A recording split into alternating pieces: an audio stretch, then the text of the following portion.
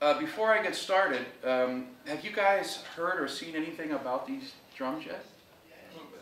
A little bit? Yeah, there's a video, I think I got the teaser stuff? Yeah. I just want to quickly go over this stuff really quick, and then we can discuss some questions about anything. The Design Lab system of stuff, of instruments, it's about a 5 or 6 year long project that I've been involved with since I came to Mapex. I was with Yamaha for 23 years, and I came to Mapex in 2013. A lifelong friend of mine, Joe Hibbs, was the artist relations director, and he called me when I was leaving Yamaha and asked if I would be interested in working on this project long term, which was the design of the Design Lab system of drums. And it's been a long time in process, but it's finally here, literally this weekend. You guys are the first public to see this in the world. And there's some pretty revolutionary things going on. One of the things that really took me back about the discussion with Mapex was, you know, this project is completely 100% based upon the artistry of the instrument, period. And that's kind of few and far between nowadays, to be honest with you. Like, most companies are worried about, you know, how much is this going to sell for, and can we get this to be $40 cheaper than these guys are making it, you know, all that kind of stuff. And for a company to go, you know what, we are interested in elevating the instrument and doing something that's completely based upon the artistry of playing in the instrument, and taking Mapex really to a whole nother level as well. And that's kind of what this is about. So the primary thing that is really different is just the overall concept of why this thing happens in the first place.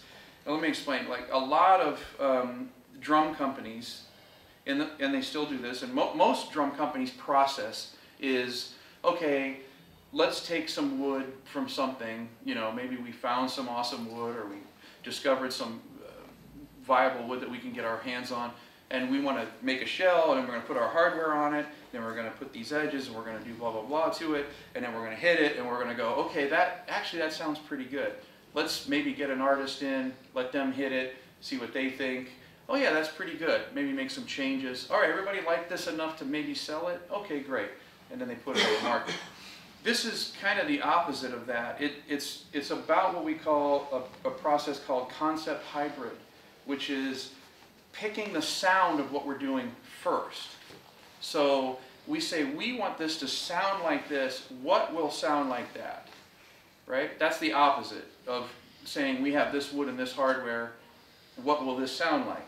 It's like, we want to make this sound.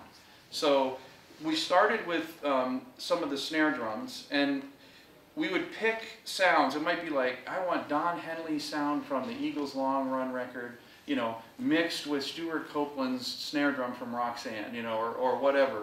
Or we want Buddy Rich's snare drum sound, but with the drive and the pop of, you know, a hip-hop thing or something. And we would come up with these different sound concepts and build the snare drums to sort of do that. And then what we do from there, after we have the snare drum, we use those to inspire the entire sonic idea spread through a whole drum kit. So, for instance, that kit is called the Cherry Bomb because it's inspired by the Cherry Bomb snare drum. But that kit is basically, the sonic sound we had was vintage, controlled, and precise. And what that meant was, we want the sounds of 50s vintage drums, but we want them to react like modern drums, right? Like, I've always loved vintage drums, but the old vintage drums had big round bearing edges and things like that, and they react very slowly, right? They sound, I love the sound of them, but, you know, it was great if you went boom, boom, boom, boom, boom, but that was it. If you needed it to react quickly and be fast, those drums really didn't do it. Especially in the early, late 40s, early 50s, when it was calfskin heads. Calfskin heads reacted very slowly. So we really wanted to make that sound like that's a 50s or 60s vintage drum sound, but with the reaction of a modern drum and the hardware, obviously, of a modern drum, because I hate vintage hardware as a drag, right? It's like, it's just a mess. I mean, some of the shells are out of route. Some of the shells aren't even like 14 inches. They're like 14¼ inches. You got special heads, and so it's always tough to use vintage drums, but I love the sound of them. So that was sort of that approach. And then this kit, the Versatis, was about really hi-fi, modern drum sound, but with a lot of punch and drive, but not that short punch and drive that you get out of short toms and things like that. Something that was hi-fi and big, and the word versatis means versatile in Latin, so it was about versatility. So I'll tell you about that in a second. But there's some real, absolute revolutionary breakthroughs that's happened during this process. The first of which is kind of obvious, which is the MATS mount, and that stands for a magnetic air adjustment tom suspension. It's MATS acoustics, which basically, the drum is floating on a magnetic field between two opposing magnets, the same kind of magnets that are used on a super train that floated above the track. So why do we do that, other than it looks like the Terminator arm and it's pretty cool? You know, the idea is most tom arms and suspension, the shell bears the weight of the instrument, okay? So how do we know that that works? You hold a drum up, you tune it, it sounds great. You put it on the stand, it sounds horrible. You know, why is that? It has vibration transfer loss through the hardware, right? It's bearing the weight of itself on the wood, and you're trying to get that wood to move. That's what you're trying to do when you hit it. I want the wood to do this, but we're jamming all this hardware on it, and then we're putting a mount and supporting the weight, and it's stopping the wood from moving. So when you hold it up in the air and you let it just dangle and hit it, it sounds great, but then when you put it on there, it loses all the vibration transfer through the hardware. So what we've done is we've removed the weight bearing of the shell by, you can see this whole piece here is not attached. It's only pivoting on this one point, and the magnets up here are bearing the weight of the instrument, of the drum. So the whole thing is floating between those magnets. It's totally never been done before. While we were working on it, we ended up discovering a few things that was pretty incredible. One of the core components of this system was something we called the sonic attenuation system. And what that was an approach to the design that allowed the drummer to control the sound of the drums without using any sort of external means. So no moon gels, no duct tape, no rings, no pillows in the bass drum, no anything like that. The reason for that was we want the full instrument to have its full sound. Now, we know that sometimes it's too much sound, right? Something might feed back at a PA, or it might ring too much. So we need to be able to control that. So we come up with these different components that allows us to control the sound like we've never been able to do before. Like, for instance, I'll tell you really quickly, you can see on the floor tom, if you don't know, the floor tom, the straighter the leg is, the worse the drum sounds. That's the easiest way to put it, okay? If the floor tom was ringing or feeding back in the PA back in the day, we used to take the floor tom leg out and we'd put it upside down and go straight to the ground, and it would dry the floor tom up. It would kind of choke it a little bit because it's allowing the resonance or the vibration to get to the floor easier, and it kind of dries the drum. So what happened back in the day is the companies, if you remember, like if you look at an old Gretsch kit from the 50s, all the floor tom legs are just straight, right? And then we kind of figured that out, like, well, if we bend it a little bit, the drum sounds better, okay? So everybody started to bend them at 30 degrees, 45 degrees, and then we all figured out that if you bend them at 90 degrees, like that, that's kind of the best sound, because it gives you the most open sound to the drum. It stops the resonance from going straight to the floor, right? So we have 90-degree static legs, meaning they don't move, here on the drum. We also have rubber spring feet, where the drum is floating off the ground. But this is part of the SAS system. This is called the SAS floor tom leg, and you can see it's actually got, I don't know what you call it, little cymbal tilters maybe, or kind of knuckle joints on it, that allows you to adjust the angle of the floor tom leg in real time, thus allowing you to control the sustain of the drum. without putting anything on the heads. No moon gels, no duct tape, no rings, no anything. So if the drum's ringing too much, you just straighten the leg up a little bit more. And it stops that from happening. Okay, that's one of the SAS things. I'll demonstrate this in a second.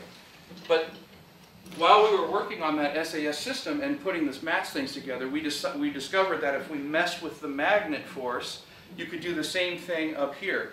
So with these opposing magnets, you just turn this little knob with a wrench and it puts more magnet force into the hardware and it shortens the drum sound.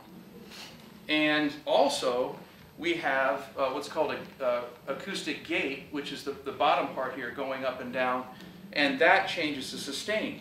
And for the first time, you can affect the note of the drum and the sustain of the drum separately. We've never been able to do that before.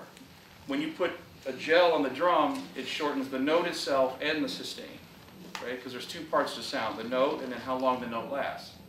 So with this system, you can have a short note but a long sustain, which you've never been able to do, right? If you put something on the head, it kills everything, like a gel or anything like that. So not only is this system floating on the magnets, but the magnets allow us to adjust the sound in a way we've never been able to do before. All right, so we'll demonstrate that in a second. The other thing that happens on this kit is there's a thing called the sonic ring system. We started that with the Versata snare drum where it had a ring on the top only, and that was done to stop over-ring on the snare so you didn't need muffling. So we messed around with different sonic rings in the drum set, not for reinforcement, right? Most of the rings are for reinforcement, where they had thin shells back in the day, and they would go out of round, so they put a ring inside of it to hold them in round. We don't need it for that. These shells are thick, they don't go out of round, but we want to use it for sonic. So we have a chamber-specific approach, meaning every drum is looked at separately and differently. And one of the problems that I've always had with a lot of the drum design was the companies would say, okay, the bass drums are 10-ply birch, the toms are 7-ply birch, that's what this set is. And you go, okay, I get it, but how many of you guys have had a kit where you play it and you're going, man, I love the bass drum, and I love the 10, but the 12's not that great, or I always struggle with the 14, but the 16 sounds good. What's happening there is you're forcing those different size chambers to deal with the same shell formula, right? And that's not realistic, because let's say a 7-ply birch might be great for the 10, but for a 16, it's not great, or a 10-ply drum might be great for the 14, but you put on an 8 and you get no sound out of it, right? Because it's just too much wood. So it's a chamber-specific design. There's ring system in this kit where there's no rings in the 8, no rings in the 10. The 12 has a ring on the top only to give it more bottom end. And presence, the 13 toms have a ring on the bottom only, on the resonance side, to help stop the sustain a little bit. The floor toms are rings top and bottom. But when you go to the 18 kick, there's no rings again, because we want the 18 to be tonal and have pitch to it and be open. The 20 has rings front and back. But when you get to the 22, 24, and you can kind of see we have a transparent head on there, there's a three-ring system in the drum.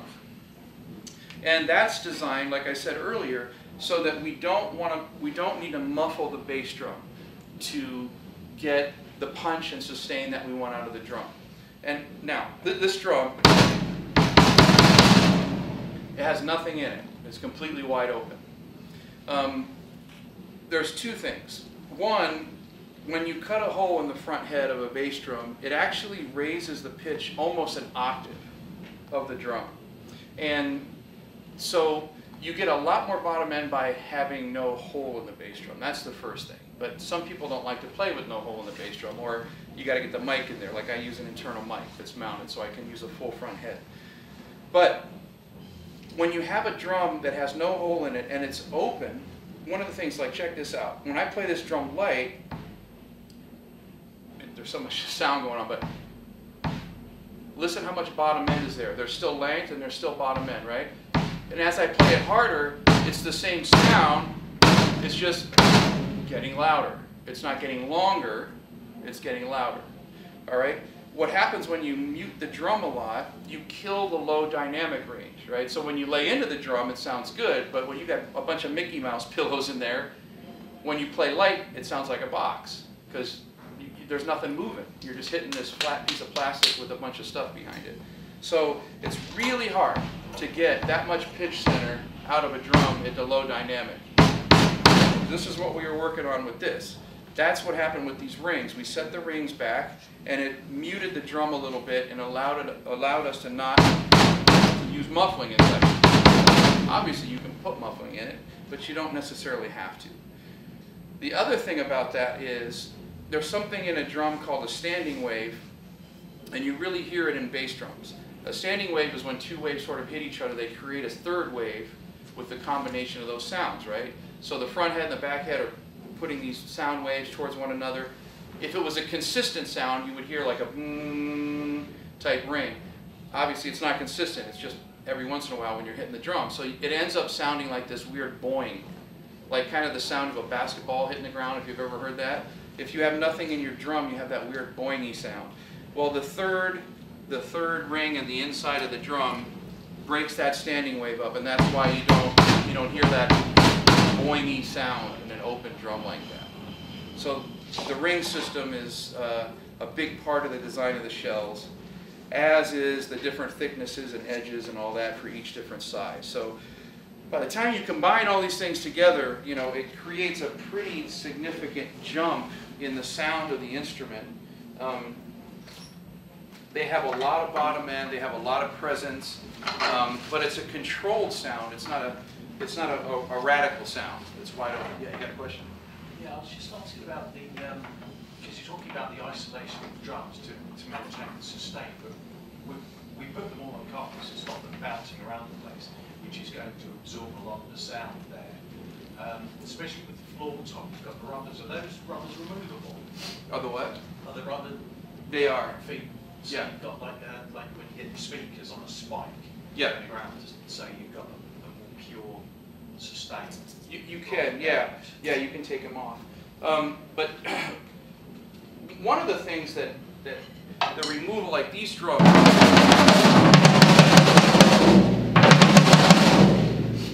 like it's got bottom end and sustain, but it's not out of control.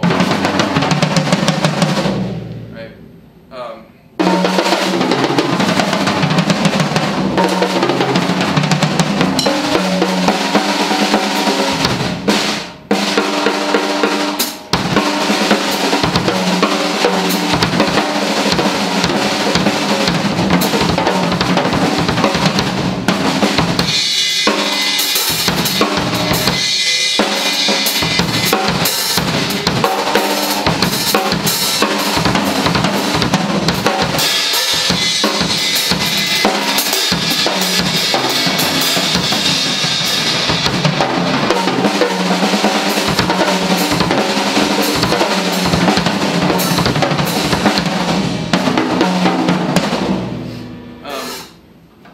It's a very kind of, I call it pre-processed drum sound, where it almost sounds like a drum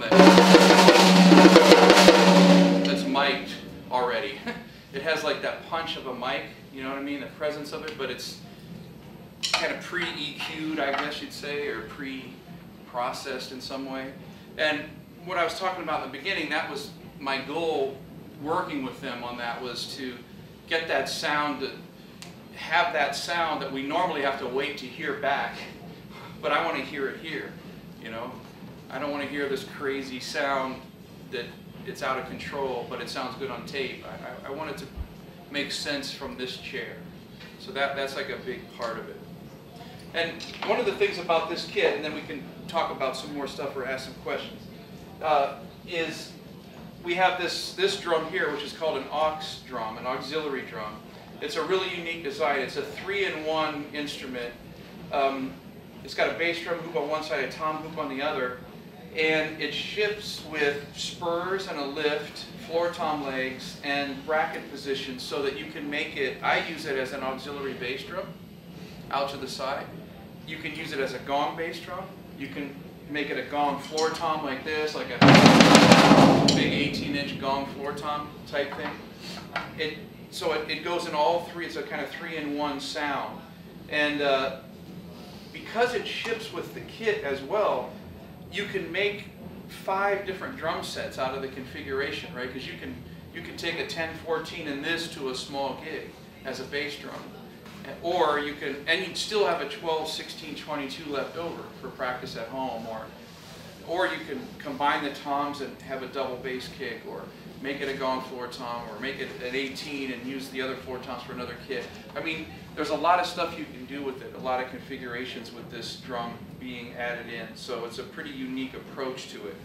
Again, like I said, about playing an artistry, and not about, you know, it'd be $80 cheaper if you didn't have this. You know, it's like, you know, we want to do something unique and cool with it. Anyway, I don't want to rattle too long, but I want to tell you guys about some of the stuff. Downstairs, you can mess with all this stuff. It's on the booth down there, and you can check all this stuff out. But I'll demo a couple little things here. Before I do that, is there a question or two about anything? Yeah.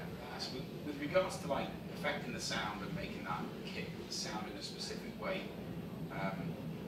what sort of role do the woods play in it? Because, you know, traditionally we've always talked about using different woods to get different sounds. But it seems like you're sort of taking the wood out of it almost, right? Yeah, I mean, no. Variable of the wood. Yeah, I mean, because we have different woods to have different sounds, but then you can adjust it from that point with those features, right? So this is maple mahogany. The mahogany is at the contact point on these drums, and it moves so that it's always at the contact point, which is really important because whatever wood's at the contact point is the one that kind of affects it the most, right? Because if you put it on the inside, it's more for reflections. If you put it on right at the contact point with the head, you hear the mahogany. So that's what's creating that sort of puffy, dry. It's got the kind of projection of maple with the voice of maple, but it's a little bit drier and darker because of the mahogany. So no, it's really important what woods are used and where they're used too in the drum. Like that one's all cherry. That one's not maple mahogany. To get that sound, it's all cherry drum. So like this bass drum, I hope somebody's seen this stuff because I haven't really played this one that much. But this bass drum, there's nothing in that bass drum, right? But it's got a really low fundamental to it. There's no snare here, but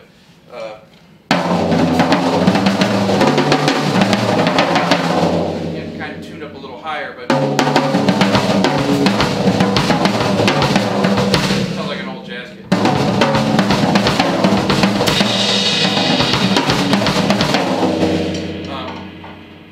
Anyway, you can hear the difference in that bass drum and this one. This is drier because of the cherry's really soft, and it's got a lower pitch than that drum does naturally. Okay. Any other questions about it, or any kind of stuff for the drum design, tuning, anything? Nothing? Okay. Yeah. What I've noticed today is that the design of lugs on all of the drums are a lot smaller. Yeah. And drums go through fashions and changes and developments and that type of stuff. You know, you remember the big long double lugs, high tension ones. Yeah, high tension ones that yeah. you screw them up really tight. Yeah, yeah. But it's noticeable that the lugs are a lot smaller. Yeah, that's part of what we kind of figured out years ago is the body of the lug, because this area of the drum, the center of the drum, is the resonance area, right? This area is called a nodal line, and that nodal line it's kind of dead wood because it's bearing pressure from the lugs being pulled up because the head's being tensioned, right? So this whole line of the drum is sort of dead. So really the only thing that shakes or moves is the middle of the drum. So the more hardware you can relieve off the shell, the better chance you have of the drum sounding good, right? These are tube lugs, so they don't have the whole body's not touching, right? Only two posts are touching, right? Some of them have a whole body that's on there. And I'm not a big fan of that, especially if it's a lot of metal and it's used on smaller drums, because you're really killing that shell. The shell can't do anything if it's got all this metal on it, right? So the smaller the lug, the better. I love tube lugs. They've always sounded the best, but tube lugs were always a problem because they detune, because it's literally a tube with threads in it, and there's nowhere to put like any kind of locking mechanism or anything to stop the drum. These are the first locking tube lugs on the market, where they come up with this special neoprene plastic insert that's inside of the post in the tube that the tension rod cuts through, so it won't back off when you're playing. And what's really cool about these is you can replace all those. Because like if you ever had lug locks or anything like that, you put them on after a while, they sort of round out, and you got to toss them and buy new ones, or they wear out, the plastic. But if it wears out on here, you can, got a bag of new ones you can take to drag to take the lugs off, but you can make all new lugs again, putting all the locking mechanisms back in. So that's why they're smaller, and everybody's moving to that. Yeah, that happens. So I just want to show you real quick this wide open drum. This is with little to no magnet force on it here. I'm going to open it up so you can hear it. So, right here, the sustain of that. Now, as I turn this, what's happening is I'm forcing the magnets to allow more of the weight to bear onto the shell, right? And you can do it a little bit at a time. You can fine tune it as much as you want. You see, it's getting shorter and smaller. And I can really crunch it up to it's like, I mean, if you guys like really muted drums, I'll really turn it up. See how small the note's getting now? Now it sounds like I got gels or something on it. Now open it back up again. But it's really fine-tuned, so you can tweak it as much as you want. Now, as I'm doing this, the note's getting longer. You can hear it. Hopefully, you can hear it in here. You just take the snare off. Yeah. Sorry. Now it's still going right, and opening up farther. The front of it's getting bigger too, if you can hear that. The size of the front of the note.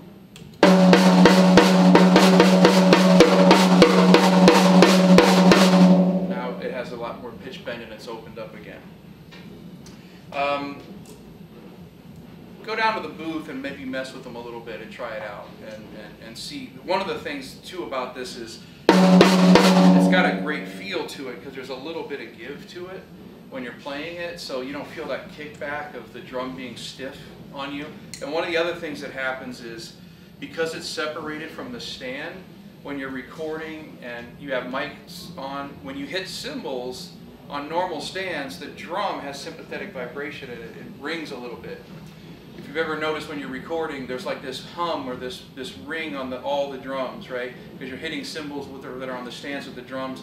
And if you erase the tom tracks, when you're not hitting them on a recording, the whole drum sound cleans up, like dramatically, because you get rid of this weird little roar that's happening because all the toms are sort of shaking when you're playing.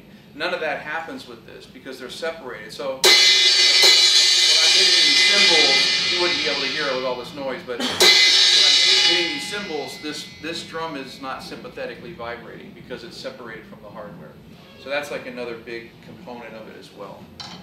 Anyway, we're running out of time, but another question or two, and then we're going to move on. I got to get back there and set up for tonight. Yeah. Say how much? I'm just thinking about different woods, the different temperatures that they grow in. Like Chinese maple birch is a much more open grey. Do you take that into account as well? Do you prefer to source a more denser North American wood? The trick with that, and Vic Firth is kind of the kings of this, is the way that they humidify or dehumidify the wood. When like the stick is being created, for instance, they use these drying kilns to bring the humidity out of the wood, so that if it ships to Seattle, for instance, Or I don't know, it rains all the time in Manchester except for today. I brought my LA weather to you guys. But, you know, if it ships to Manchester versus Dubai, you know, the sticks warp, right? If there's too much humidity in them, because there's too much humidity in the air, and then it gets dry somewhere else. And so they do the same thing with the shells on the drums. They control the humidity of them so they don't go out of round. That's part of it. But there is a difference in sound from Chinese maple to North American maple, things like that. This is North American maple, and there's different kinds of mahogany, and like there's a rock mahogany and different stuff like that. There's actually we have it in the catalog, I think. There's a thing called the Janka scale, which tells you the hardness of woods, and the harder the wood, the brighter and more projection there is, right? If the softer it is, the darker, drier, and more quiet, really. But like that cherry, you can tell it's a darker, lower sound because it's a softer wood like that. What's really cool about this system, the Design Lab, is the colors are crossover colors. So you can have cherry toms and the Versatis bass drum, and you can use this with that kit. You can get it all to match and mix and match it, you know, and combine things together, which is pretty cool. A lot of the guys love, this bass drum is killing, so a lot of the guys love the Versatis bass drum, but they like those toms. Those are tuned high. If you tune them low, they have a great, like, vintage 70s kind of sound to them. Okay, another question, and then we got to wrap. Okay, guys, thanks for joining me on some of this discussions. There's a great catalog for this stuff. It's got tons of information, like the finishes. I don't know if you guys know this, but you know, when you choose different finishes, it affects the sound dramatically. Like a satin finish like that, the pitch of that versus this, every time you put lacquer layers and stuff, it raises the pitch of the drum by 1/5 of an octave. So there's a discussion about how the finishes relate to the sound and what finishes to pick to get the sound that you want. Because a lot of times, let's say you have a drum like a jazz kit and you want to tune it up real high, and you've got a satin finish on it, which makes the fundamental lower. So now you're forcing the instrument to go to a range that it's not comfortable in. And vice versa, if you want it really low and you got a lacquered burl finish that raised it up over an octave, just putting that finish on it, it might be better for your sound to go with a satin one. So that's all in the catalog too, of how it relates to the sustain and the pitch centers of the drums with what finishes are being used. And nobody's really discussed that too much before. It's kind of a new approach to it. So anyway, tons of info there. The booth's down there with stuff, and you can try them out. And I'm going to be playing them. I play last today, so check them out on stage with mics, and we'll do that, okay? And I'll be around a little bit if you got some more questions. All right, thanks, you guys. Thanks for coming up.